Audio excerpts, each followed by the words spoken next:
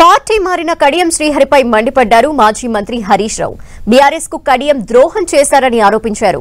BRS గుర్తుపై గెలిచిన కడియం వెంటనే రాజీనామా చేయాలని డిమాండ్ చేశారు. కడియంకు ఎలాంటి నైతిక విలువలు ఉన్నా రాజీనామా చేసి మళ్లీ పోటీ చేయాలని సవాల్ విసిరారు. పార్టీకి ద్రోహం చేశారు. ఈ పార్టీకి ద్రోహం చేసిన కడియం శ్రీహరి గారికి గట్టిగా గుణపాఠం చెప్పాలనే కసి ఇలా ప్రతి కార్యకర్తలో కూడా కనబడతా ఉంది. ఎందుకంటే ఆయన గారు టికెట్ తీసుకొని మా అందరితో సమావేశాలు పెట్టించి మరి చివరి క్షణంలో ఇలా పార్టీ మారడం అంటే దాన్ని ఏమంటారు? ద్రోహమా కాదా? ఇలాంటి ద్రోహం చేసిన వాళ్లకు గుణపాఠం చెప్పాలనా వద్దా? నిజంగా నీతి నిజాయితీ ఉంటే మీరెప్పుడు రాజకీయ విలువల గురించి మాట్లాడతారు, నైతిక విలువల గురించి మాట్లాడతారు. మీరు మాట్లాడే మాటల్లో నిజం ఉంటే ఈ పార్టీ ద్వారా వచ్చిన ఎమ్మెల్యే పదవికి తక్షణమే రాజీనామా చేయాలని చెప్పి నేను డిమాండ్ చేస్తాను.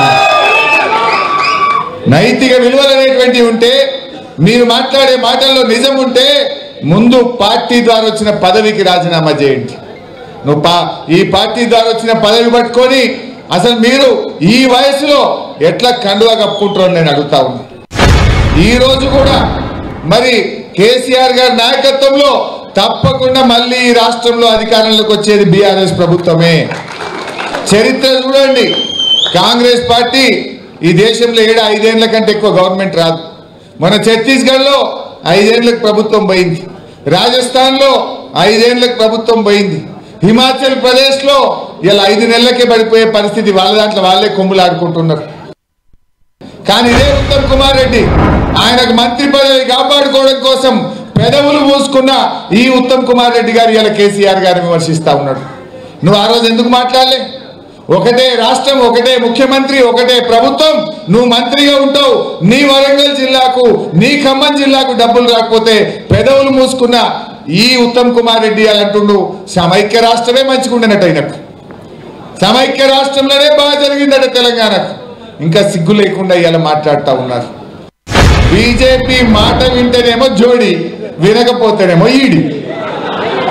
బీజేపీ వాళ్ళు చెప్పినట్టు మన మాట వింటే జోడి అంటాడు, వినలేదనుకో తెల్లారి ఈడి వస్తుంది.